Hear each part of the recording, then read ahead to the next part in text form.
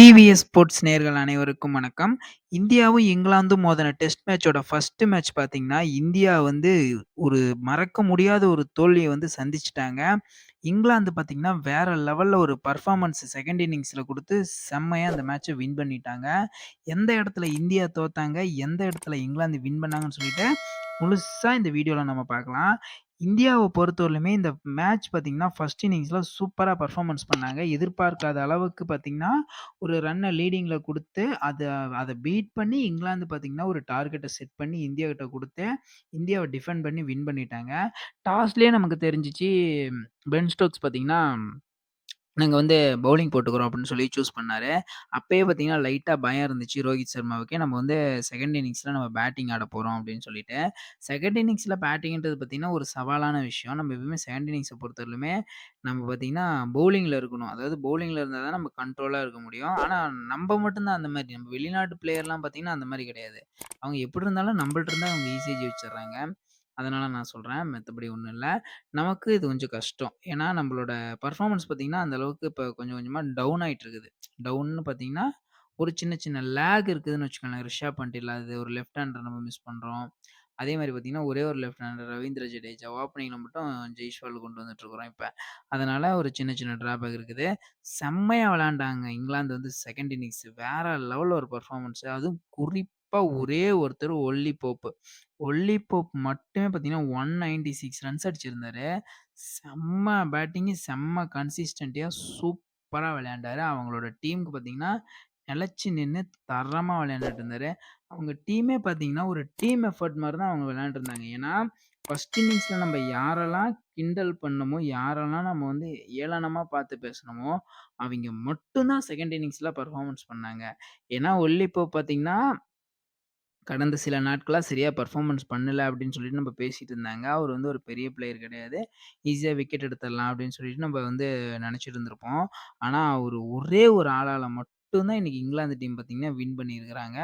அவரு இல்ல அப்படின்னா கண்டிப்பா இங்கிலாந்து பார்த்தீங்கன்னா, லூஸ் ஆயிருப்பாங்க. கண்டிப்பா வின் பண்ணியிருக்க முடியாது. அவரால மட்டும் தான் இங்கிலாந்து பார்த்தீங்கன்னா, வின் பண்ணாங்க. அதே மாரி பார்த்தீங்கன்னா, டாம் ஹார்ட்லி. ஃபர்ஸ்ட் இன்னிங்ஸ்ல நீங்க டாம் ஹார்ட்லியோட பவுலிங் பார்த்தீங்கன்னா, ஏதோ ஸ்ட்ரீட் கிரிக்கெட்ல போடுற மாரி தான் அவரு போட்டிருந்தாரு. ஆனா, செகண்ட் இன்னிங்ஸ்ல அவரு போட்ட ஸ்பெல்லாம் வேற ரகத்துக்கே இருந்துச்சு. அந்த அளவுக்கு பார்த்தீங்கன்னா, அவரோட ஸ்பெல் இருந்துச்சு. ஒண்ணொண்ணும் ஒவ்வொரு பாலுமே பயந்து, பயந்து விளையாடக்கூடிய பால்ஸ் எல்லாமே தான் அவங்க வச்சிருந்தாங்க. அந்த அளவுக்கு பார்த்தீங்கன்னா, செம்மையா போட்டிருந்தாங்க. நம்ம நெனச்சுட்டு இருந்திருப்போம். நம்ம பார்த்தீங்கன்னா, 3 ஸ்பின் அட்டாக்கு, 1 பேஸ் அட்டாக்ன்னு வச்சிருந்தோம். அவங்க பார்த்தீங்கன்னா, 4 spin attack, 1 pace attack. Sorry நம்ம 2 பேஸ் அட்டாக் வச்சிருந்தோம். 3 ஸ்பின் அட்டாக்கு. அவங்க 4 ஸ்பின் அட்டாக் வச்சிருந்தாங்க. இந்த ஸ்பின் அட்டாக் ஏன் நம்ம குறிப்பா சொல்றேன்னு பார்த்தீங்கன்னா, ஜோ ரூட். இந்த ஜோ ரூட் பார்த்தீங்கன்னா, எக்ஸ்ட்ரா எக்ஸ்ட்ரா போனஸ் மாரி உள்ள இங்கிலாந்து டீமுக்கு போனஸ் மாரி. போனஸ் மாரி உள்ள அசால்ட்டா விக்கெட் எடுத்துட்டு இருக்கிறாரு. அசால்ட்டா விக்கெட் எடுக்குறாரு. அதே மாரி ஹார்ட்லி 7 விக்கெட் ஹார்ட்லி மட்டுமே. எனக்கு இந்த மேட்ச் பார்க்கும்போது ஒரு சீரிஸ் ஞாபகம் வருது. இந்தியாவும், ஆஸ்திரேலியாவும் மோதுன சீரிஸ். ஃபர்ஸ்ட் மேட்ச் பார்த்தீங்கன்னா, இந்தியா டீம் பயங்கரமா தோப்பாங்க. ஸ்டீவ் ஓகஃபின்னு சொல்லிட்டு ஒரு பிளேயர இன்ட்ரோடியூஸ் பண்ணுவாங்க ஆஸ்திரேலியா. பயங்கரமா அந்த அந்த அதே லெஃப்ட் ஆர்ம் பவுலர்ன்னு தான் நெனைக்கிறேன் அவரு. ஐ திங்க் எனக்கு சரியா தெரியல. அதே லெஃப்ட் ஹேண்ட் பவுலர் தான் அவரு. அவரு பார்த்தீங்கன்னா, சூப்பரா போட்டு வேற லெவல்ல இந்தியா தோற்கடிச்சுட்டு போவாங்க. சீரிஸ் வின் பண்ண மாட்டாங்க. சீரிஸ் இந்தியா தான் வின் பண்ணும். சீரிஸ் சீரிஸ் லெவல் ஆவும். சீரிஸ் லெவல் ஆவும். அந்த அந்த ஸ்பெல் பார்த்தீங்கன்னா, சூப்பரா போட்டிருப்பாரு. இது பார்த்தீங்கன்னா, இங்கிலாந்து டீம் பார்த்தீங்கன்னா, நம்மள்ட்ட வின் பண்ணிக்கிறாங்க இந்த மேட்ச. அதுவும் நம்ம ஃபர்ஸ்ட் இன்னிங்ஸ்ல 400 ரன் அடிச்சு வின் பண்ணிக்கிறாங்க. இதே மாரி இங்கிலாந்துக்கும் நடந்திருக்குது. ஆனா இங்கிலாந்துக்கு நடந்தப்ப இங்கிலாந்தோட first innings batting. England first இன்னிங்ஸ்ல பேட்டிங் 400 ரன் அடிச்சு 2வது இன்னிங்ஸ்ல 150 ரன்னுக்குள்ள அடிச்சு அவுட் ஆனது தான் இங்கிலாந்து நம்பள்கிட்ட. ஆனா, இப்ப இங்கிலாந்து பார்த்தீங்கன்னா, வேற லெவல்ல ஒரு பெர்ஃபார்மன்ஸ் பண்ணி நம்மள வின் பண்ணிட்டாங்க. இதனால நம்ம சீரிஸ் தோத்துட்டோமான்னு கேட்டீங்கன்னா கிடையாது. இன்னும் 4 மேட்ச் இருக்குது நமக்கு. இது இந்தியாவுல நடக்கிற அதாவது ரீசென்ட் டைம்ல ஃபர்ஸ்ட் 5 மேட்ச் கொண்ட தொடர் பார்த்தீங்கன்னா, இதுதான். இப்போ இந்தியா பார்த்தீங்கன்னா 5 மேட்ச் கொண்ட தொடர் விளையாண்டு நெறைய நாள் ஆகுது. இது 5 மேட்ச் கொண்ட தொடர் தான் இது. இப்போ ஸ்டார்ட் ஆயிருக்குது இந்தியாவுல. அடுத்து பார்த்தீங்கன்னா, விசாகப்பட்டினத்தில நடக்குது செகண்ட் மேட்ச். இந்த விசாகப்பட்டினம் பிட்ச் இந்தியா பொறுத்தவரையிலுமே எல்லா பிட்சுமே ஸ்பின் பிட்ச் தான். இந்தியா செகண்ட் இன்னிங்ஸ்ல எந்த இடத்துல இங்கிலாந்துட்ட அடி வாங்குனாங்கன்னு பார்த்தீங்கன்னா, அவங்களோட பேட்டிங்கோட டாப் ஆர்டர்ல தான். டாப் ஆர்டர் பார்த்தீங்கன்னா, கொஞ்சம் வீக் ஆயிருச்சு.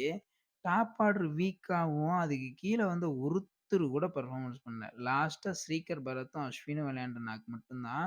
அதுக்கப்புறமேட்டு பெருசா பார்த்தீங்கன்னா, அவங்களோட நாக் வந்து கிடையவே கிடையாது யாருமே.